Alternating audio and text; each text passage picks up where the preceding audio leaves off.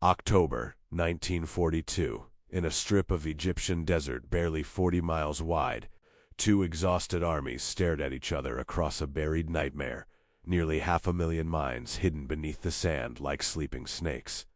Whoever broke through would decide the fate of the Suez Canal, the oil of the Middle East, and quite possibly the outcome of the entire war in Europe.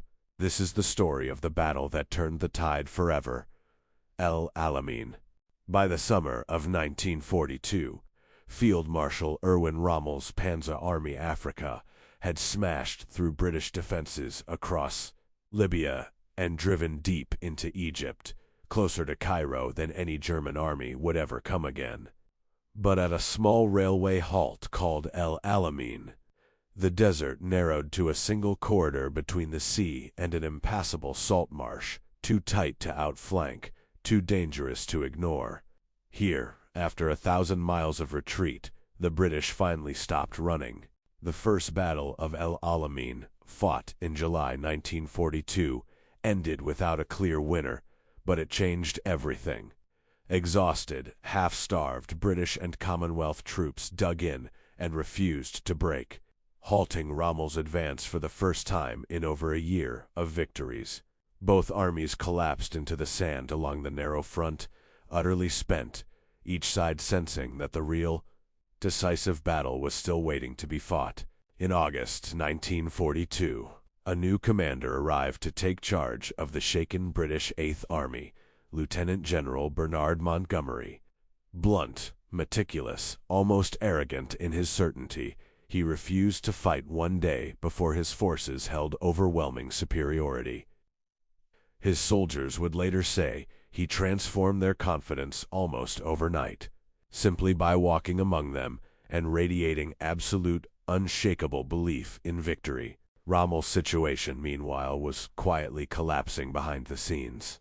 Fuel, ammunition, and reinforcements barely trickled across the Mediterranean, strangled by Allied aircraft and submarines flying from besieged Malta.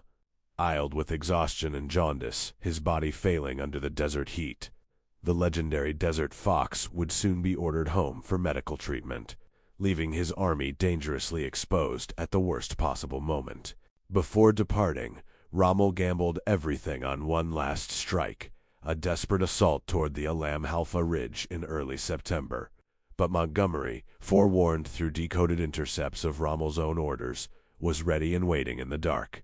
The German attack stalled in soft sand and dense minefields, then withered under relentless artillery fire. Rommel's final chance to break the deadlock was gone for good.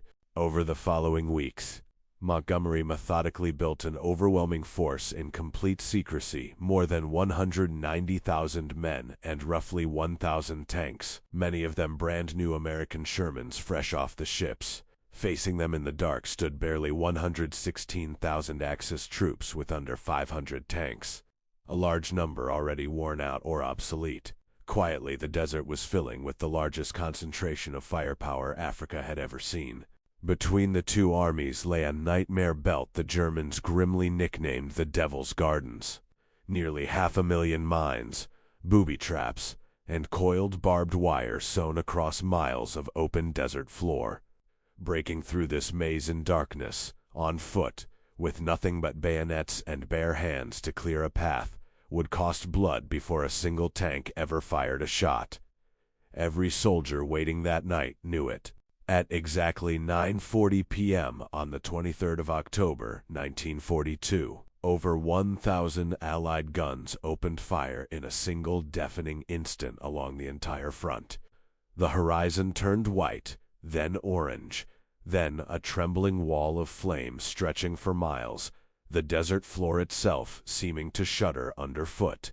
It was the opening of Operation Lightfoot, the first moment of the battle that would finally break the Axis grip on North Africa for good. Under cover of the barrage, infantry moved forward into the smoke and darkness, engineers crawling ahead on their stomachs to clear narrow lanes through the minefields by hand, one mine at a time, inches from death with every careful touch of the probe. Progress was agonizingly slow and deadly through the night. By dawn, the Allies had gained ground, but nowhere near the clean breakthrough Montgomery had planned for. The fighting soon concentrated around a low, unremarkable rise the soldiers bitterly nicknamed Kidney Ridge. For days, tank crews and infantry fought and died over this patch of open desert no wider than a few football fields, neither side able to force a decisive break through the other's line.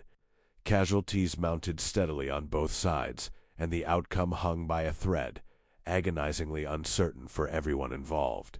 Word reached Rommel in his Austrian hospital bed, still recovering, still weak. The battle he had feared for weeks was already underway without him. He flew back immediately through the night, arriving on the 25th of October to find his army bleeding fuel and men by the hour. Its armored strength already crumbling under relentless Allied pressure he could barely hope to contain, let alone reverse before it was far too late. What followed was a brutal war of attrition, precisely the kind of grinding fight Rommel's stretched, undersupplied forces could least afford. Every tank destroyed, every gallon of fuel burned in the desert heat was effectively irreplaceable, with no ships left to bring more. The Allies, by contrast, could replace their losses again and again, and both commanders knew exactly what that meant. Desperate Axis counterattacks against Kidney Ridge were thrown back again and again, at terrible cost to both sides, the sand littered with burning wrecks and the wounded. By the end of October, the battle hung in a fragile, exhausted balance, both armies gasping for breath. Montgomery paused, regrouped his battered forces under cover of darkness, and began planning one final concentrated blow to shatter the stalemate. On the night of the 1st to the 2nd of November, Montgomery unleashed Operation Supercharge, a renewed, ferociously concentrated assault built to smash straight through the weakest point of the Axis line under cover of darkness, and destroy what remained of Rommel's armor in the open desert before it could ever escape westward toward safety and regroup to fight another day. What followed became the largest tank battle North Africa had ever witnessed. German and Italian armor, already reduced to a fraction of its original strength, was ground down relentlessly under massed Allied artillery and armor fire, unable to hold its ground, unable to counterattack, unable to do anything but burn where it stood, one by one, in the open sand. By the 3rd of November, Rommel recognized the battle was irretrievably lost, and quietly began preparing an urgent withdrawal to save what remained of his army from total destruction. Then, Hitler's order arrived by radio, blunt and final: stand fast, no retreat, victory or death. Rommel hesitated only briefly, then defied it outright for the first time. His shattered forces had to move now, or be annihilated entirely within days. On the 4th of November, 1942, the Axis line finally broke completely, collapsing all at once after 12 days of relentless, grinding fighting. What remained of Rommel's once feared Panzer Army began a long, punishing retreat westward across Libya, harried, though never quite trapped, by a victorious 8th Army advancing cautiously in pursuit across hundreds of miles of open, unforgiving desert. The cost had been immense on both sides. Allied casualties numbered roughly 13,500 killed, wounded, and missing. Axis losses were considerably higher, including tens of thousands taken prisoner in the chaos of the retreat. Nearly all of Rommel's tanks lay destroyed or abandoned, burning or half buried in the sand. Axis ambitions in North Africa had been broken and would never fully recover. Winston Churchill later captured the moment's significance in a single, famous line, spoken with the weight of 3 years of war behind it. Before Alamein, we never had a victory. After Alamein, we never had a defeat, for the first time since the war began. The tide had turned decisively in the Allies' favor, and against every German hope in North Africa. It would never turn back again.